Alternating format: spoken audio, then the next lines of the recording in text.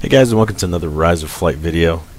In this one I want to introduce the very early war, really during between 1915 and 1916, and I want to introduce the Airco DH-2. As you can see, this is a pusher aircraft, and it was, to my knowledge, really one of only two aircraft that were in the pusher configuration.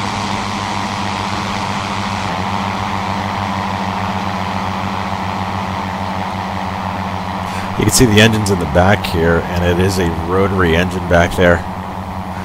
The reason this aircraft is remarkable is because it broke something called the Fokker Scourge, along with the Newport 11 as well. At the time, Fokker had developed a synchronization gear, which allowed machine guns to fire through the front propeller, through a puller propeller, which was in the front of the aircraft, as is traditional to most aircraft. And what's interesting is that the Fokker Scourge lasted for something like 7 to 9 months during 1915 and 1916, and the reason they had amazing results was because of that synchronization gear. Effectively, technology, being able to shoot through the propeller without hitting the propeller. That synchronization gear would interrupt the machine gun from firing whenever a blade would cross its path. And the British desperately needed something to defeat the Fokker Scourge, and the Airco DH-2 is the answer to that. And the way they did it, obviously this aircraft doesn't have a synchronization gear, but it does have a rear-mounted rotary engine, and as you can see in the front of the aircraft is the actual machine gun. So that's how they were able to finally counteract the Fokker Eddie, which was a monoplane, which was tearing up the entire Allied air service.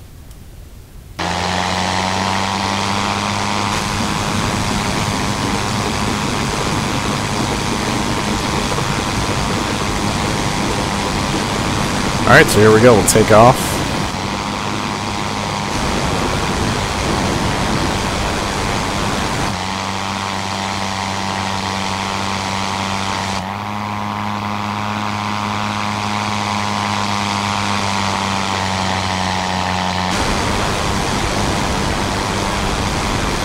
So on this mission we'll be doing a basic line patrol, and we're just looking for any enemy aircraft as well as any balloons that we can encounter.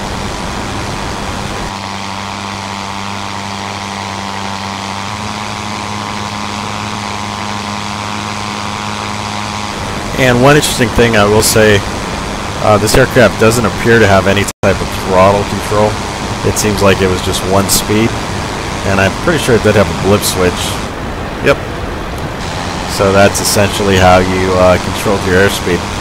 Just one throttle setting. It's pretty interesting. I'm pretty sure those are reloadable drums. So you can see the main machine gun is up here with one of the ammo drums on top, and I think those are reloads down there. Pretty convenient. Very ingenious engineering. Now, I created a career, and I'm playing as a pilot called Patrick Anthony Langan Bryan. He was actually able to achieve 10 victories. I think he was the highest scoring ace using the DH-2. So at the time of the Fokker Scourge, the British lines were pretty torn up, morale was very low, and they had lost tons of aircraft. Of course, the British continued to fly, but it was pretty detrimental. And it was all because of that technology, that synchronization gear that the Fokker Eddie excuse me. And because it was able to shoot the propeller, the former aircraft that it was fighting against were not able to defend against it. So this was just a desperate measure on behalf of the British to try to create some solution to continue to get reconnaissance for the guys down in the trenches, as well as the commanding officers back at headquarters. And I think these instruments Might actually be one of the few that are an empirical. You have the, it seems like miles an hour there instead of kilometers per hour, and then that also seems like feet instead of meters. So that's pretty interesting. Very beautiful aircraft.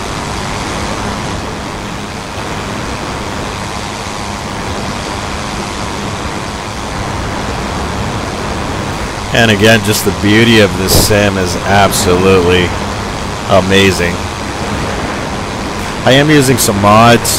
I think it's called the, there's basically a Rise of Flight compilation mod. There's a couple of them out there, and they include a lot of different things throughout the years. This sim was created, I think, back in 2006, so it's pretty much the best. And I do have the enhanced ground textures, which you can see are very, very nice compared to default. Alright, so we're coming up on the trenches here. Somewhere down there is no man's land. You can see on the map there that kind of crossed that area. So I found out recently that no man's land actually went from all the way from Switzerland all the way up to the coast of France. So that's an incredibly large area of just trenches and trenches.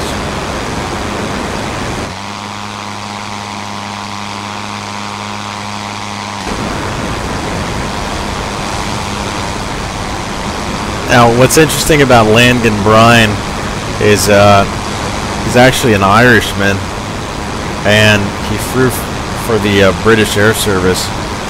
Later on in the war, unfortunately, after his 10 victories, he was shot down by German ace, the top-scoring German ace for a long time, Oswald Boelke, and I think he was actually in an Albatross DH-2 that actually shot this guy down. He's only about, I think, 21 years old at this time. Pretty remarkable. And you can see the fighting going on down there in the trenches. Just artillery shells going off. That down there, gentlemen, is just the miles and miles of craters. Just unbelievable sight. I can't imagine seeing this when it really happened.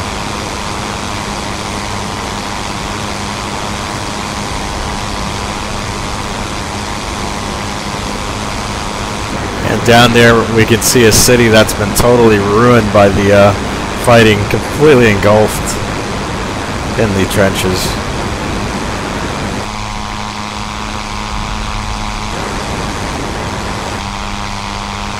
Alright, now we're crossing over the western front of the German lines, and we are taking some flak just below us.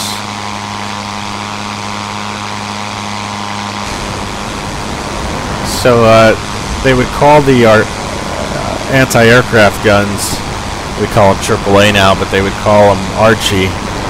And it was one of those things that was terrifying, but they would also kind of joke about how it was pretty ineffective. And for the most part it was, but it was very disruptive.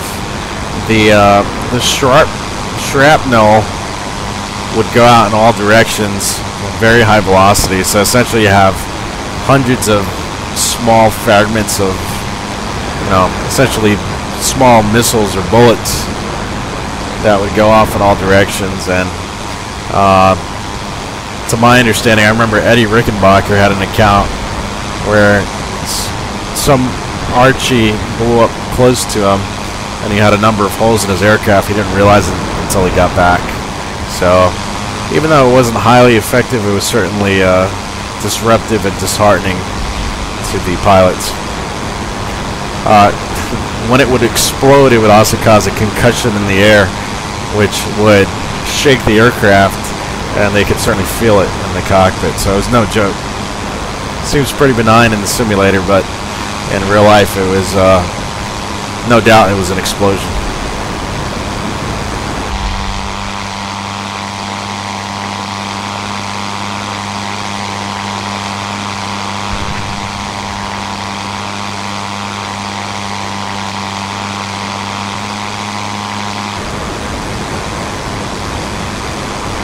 And back there you can see the rotary engine. Pretty wild. To my understanding, the pilots had to make sure that everything was secure in the cockpit because you don't want anything hitting the propeller blade because it would get sucked by the airflow. And the bullet rounds, they actually had a special bag for the casings so that they wouldn't fly back there and actually hit the propeller. Alright, we're going to turn around here. Here's the edge of our patrol sector. Now we're going to turn around the front. And here's one of the observation balloons that I'd like to find. You can see the trench warfare going on down there in the distance. Pretty awesome.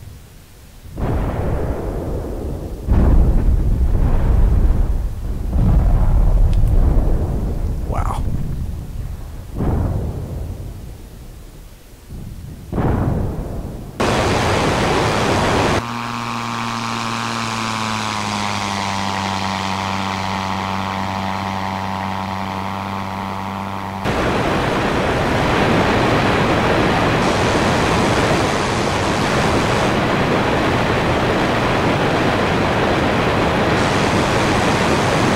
Alright, looks like I found a German balloon down here. He's pretty high up, actually. Let's see if we can engage him. So again, I can't retard the throttle, so I have to use the blip switch here. Let's see if the guns are working. Yep.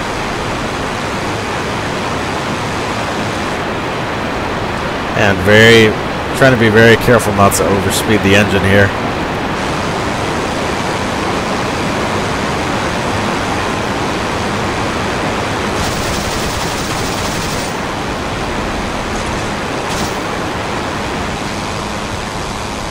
Wow, it's a huge city down there.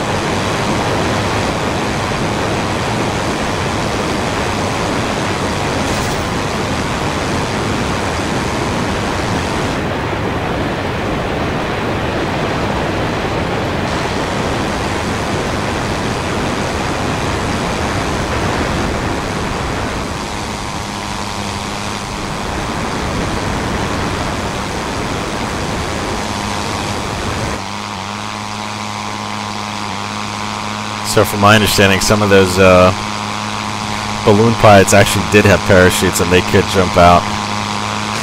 At least on the American side, to my understanding.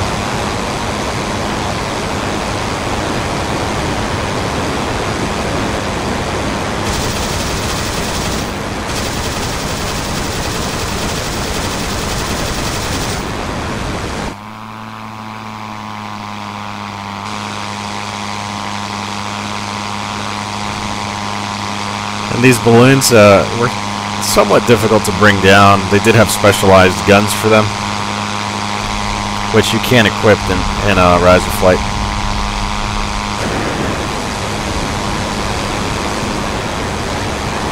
And these guns jammed a lot. Okay, there he is reloading. That is sweet. Alright.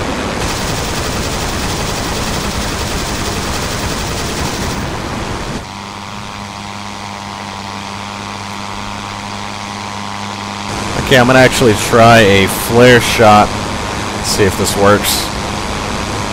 It should. That's how they did it in real life, as far as I know.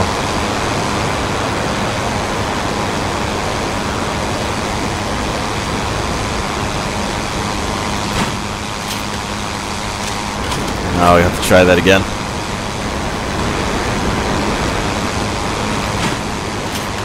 Oh, it's harder than it looks. You can see they are trying evasive maneuvers here.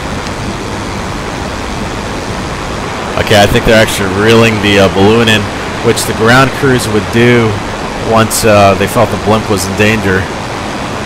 They would just start to retract those cables pretty rapidly.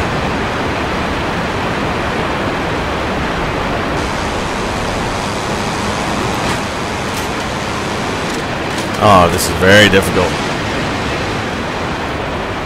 Alright, looks like that balloon's coming down. Well, I actually ended up crash landing, unfortunately. I over-revved the engine. It's kind of difficult to fly the aircraft and try to man the flare gun with the mouse at the same time. So I over-revved the engine and actually crashed behind enemy lines. Anyway, Hope you guys enjoyed that video. That was a introduction to the Airco DH2. Completely revolutionized the war, and it was really great innovation, at least temporarily, until we could get something better like the SV5 and the Newport, the later Newport models. All right, hope you guys enjoy. See you guys next time.